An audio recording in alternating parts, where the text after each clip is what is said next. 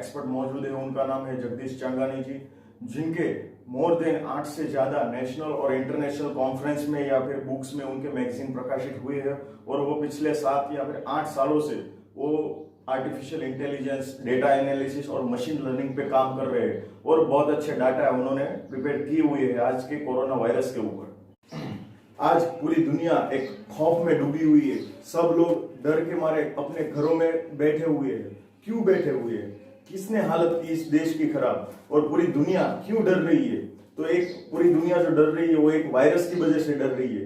तो क्या है, कौन सा वायरस है वो? उस वायरस का नाम है कोरोना वायरस, नोवेल कोरोना, जिसको हम कोविड-19 से भी पहचानते हैं। तो पूरी दुनिया में इससे 6 लाख लोग करीब से करीब इफेक्टेड हो चुके हैं और करीब से करीब 27,000 से ज्यादा लोगों की डेथ हो चुकी है।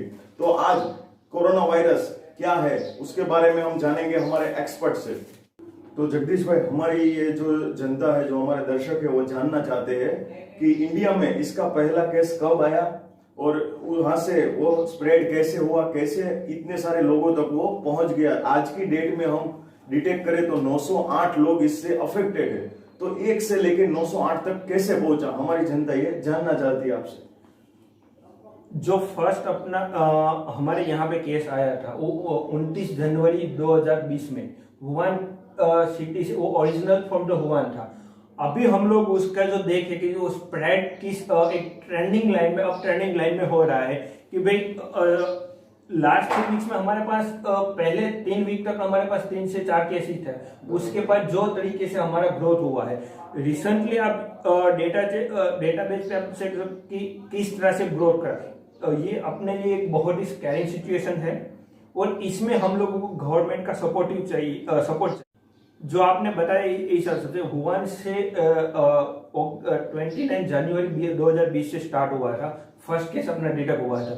वहां से लेकर अभी तक अपने पास 908 केसेस, उसमें 805 तो एक्टिव केस है, 83 अपने रिकवर हो चुके हैं।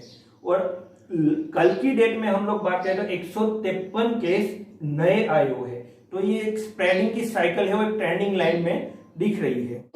जगदीश भाई, हमारी जो जनता है वो जानना चाहती है कि हमारे माननीय प्रधानमंत्री ने जो डिसीजन लिया कि पूरी इंडिया को लॉकडाउन करते हैं, सभी लोगों को निर्देश दिया गया है कि आप अपने घर में ही रहिए, तो उससे क्या फर्क पड़ेगा? क्या ये आंकड़ा और बढ़ता जाएगा या फिर उससे कुछ फर्क पड़ेगा कि कोरोना से जो संक्रमित लोग हैं उनकी संख्या धीरे से बढ़ेगी या फिर नहीं बढ़ेगी? तो क्या बेनिफिट मिल सकता है हमको इस लॉकडाउन का? जो माननीय प्रधानमंत्री नरेंद्र मोदी ने जो ये लॉकडाउन का डिसीजन लिया हुआ है वो इसीलिए लिया हुआ कि एक साइकिल जो बन रही है उसको ब्रेक होए। हम लोग उसको एक डिटेल के देखें कि भाई जो इटली से 6ठा अपना केस आया था, ठीक है, वो ओरिजिनल वो राजस्थान का था, लेकिन उसके जो स्प्रेड होने के चांसेस थे उसने पूरे अलग अलग 25 से 30 लोगों को उसने स्प्रेड किया। जो आप इस ग्राफिकल मेथड में देख सकते हो, वहां से उसने अलग अलग कंट्री में स्प्रेड किया। और ये इतना यहाँ पे ही नहीं रुक रहा है, आप यही केस आगे भी केस टू केस करो तो चौथा नंबर का भी पेशेंट जिस तरह से बन रहा है, ठीक है। तो ये एक साइकिल बन रही है कि आप एक दूसरे को स्प्रेड कैसे दे रहे हो। और इसमें ज्यादातर इम्पेक्टेड है अपने फैमिली मेंबर्स, अपने क्लोज फ्रेंड्स है, फैमिली है। अगर उसके कनेक्टेड में नहीं आओगे, सोशल डिस्टेंस रखोगे, तो ही हम देखो एक बेनिफिशियली कर सकते हैं।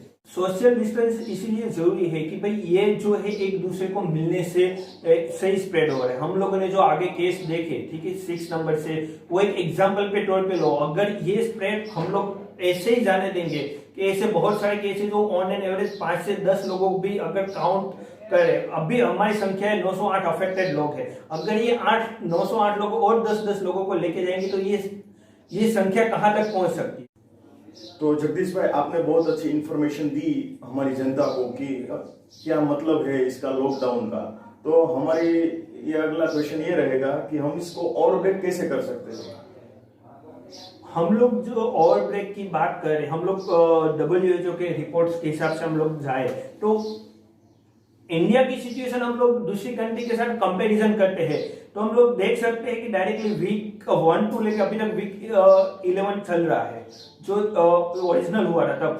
जब इंडिया का अभी जो ट्रेंडिंग लाइन जो स्टार्टिंग हुआ है 7 वीक से हम लोग एक ग्रोथ स्टेज में आ रहे हैं, उसको हम लोग अलग अलग दूसरी कंट्री से साफ करें। लेकिन यहाँ पे आप एक बहुत ही एक फैक्ट एंड फिगर के साथ आप देख सकते हो कि चाइना का जो आंकड़ा है वो फर्स्ट 3 वीक में जो ग्रोथ हुआ, उसके बाद उसने चौथे वीक में इसको ब्रेक डाउन किया हुआ था ड्रास्टिकली। ये चीज दूसरे कंट्री पॉसिबिलिटी नहीं कर पाई, वहां पे उसकी हम लोग कुछ इंफॉर्मेशन।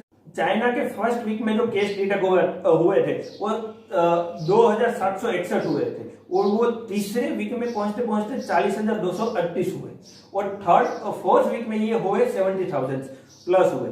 लेकिन उसके बाद अभी तक 11वें वीक तक वो अभी तक पहुंचे हुए 81,000।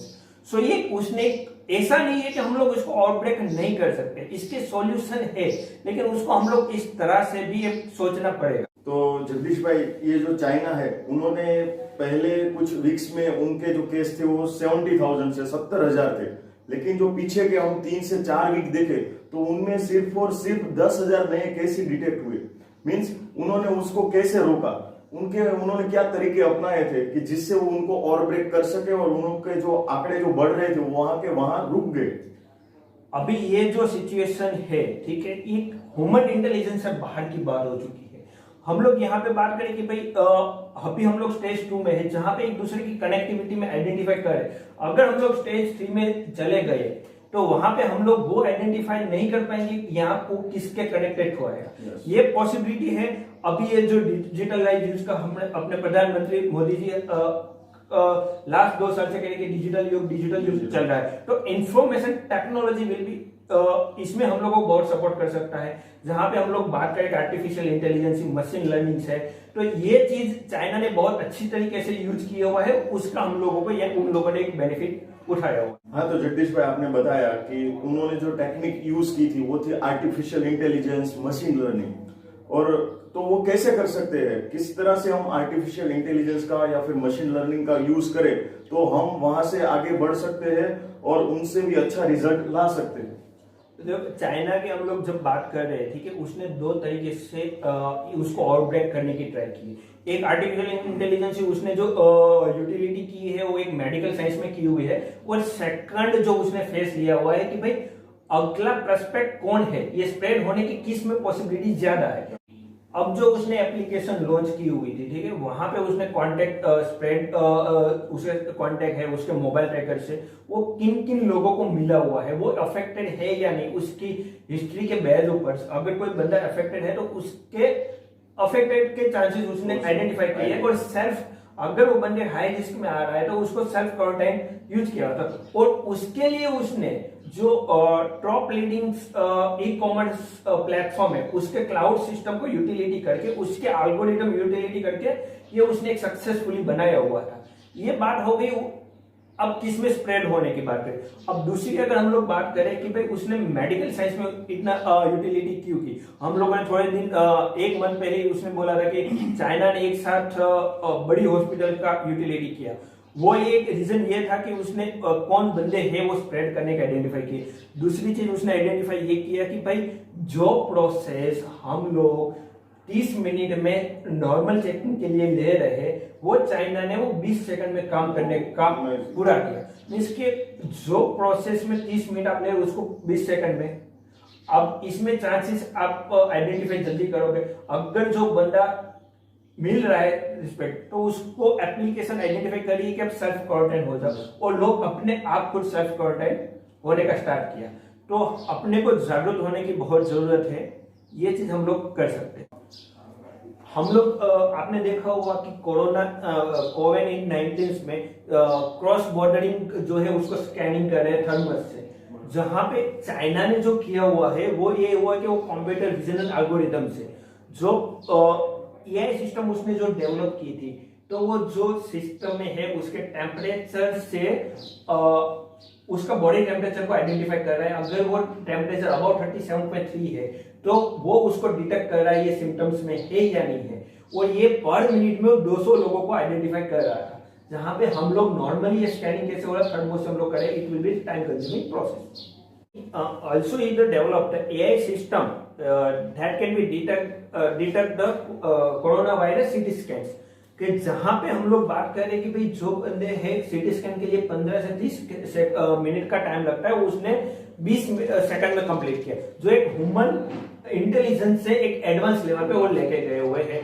जो ये उसने जो भी कंप्लीट किया हुआ है वो आर्टिफिशियल इंटेलिजेंस पे किया हुआ है, और ये जो इसकी एक्यूरेसी थी वो 96% एक्यूरेसी के साथ वो लोग काम कर रहे हैं। चाइना ने जो रोबोटिक सिस्टम है उसको फ्रंट लाइन में यूज करने के लिए लाए हुए हैं। जैसे कि हम लोग बात करें कि जो कोरोना से इन्फेक्टेड व्यक्ति है उसके स्प्रेड में कौन कौन लोग आ रहे हैं, जो अभी सेकंड थर्ड स्टेज में पॉसिबिलिटी ह्यूमन के हिसाब से नहीं है कि हम लोग आइडेंटिफाई करें, जो एक रोबोटिक सिस्टम से पॉसिबिलिटी है कि कौन बंदे आ रहे हैं, वो मोबाइल ट्रैकर से उसने आइडेंटिफाई की, एज वेल एज उसने उसकी हिस्टोरिकल हिस्ट्री निकाली, पेमेंट साइकिल्स निकाली, क्रेडिट्स कार्ड के बिल के हिसाब से कहाँ कहाँ पे वो गए हुए हैं।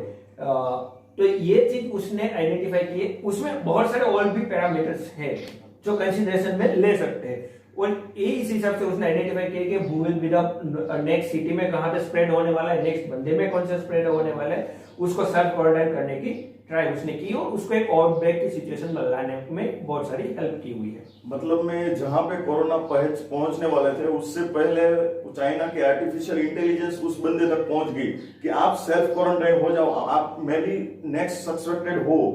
Yes exactly. अभी जो हम इंडिया की सिचुएशन की बात कर रहे हैं, तो कोरोना में ऐसा है कि हम लोग 13 दिन के बाद हम लोगों को सिम्टम्स आइडेंटिफाई कर रहे हैं, पहले 30 दिन के में हम नहीं कर पाए। अगर यहाँ से भी हम लोग इंटेलिजेंस की तरफ जा रहे हैं तो 13 दिन तक जो सिस्टम में है वो लोग तो है ही, लेकिन जब वो आएंगे हम लोग को आइडेंटिफाई करेंगे ये लोग सिम्टम्स में है। लोग इस तरह से आर्टिफिशियल इंटेलिजेंस बना सकते हैं कि जो अपने 908 लोग अभी इन्फेक्टेड हुए हैं उसकी हिस्टोरिकल इंटेलिजेंस के बेस पे हम लोग आइडेंटिफाई कर सकते हैं कि कौन आने वाले 13 दिनों में है, तो जिससे हम लोग आउटब्रेक कर सकते हैं।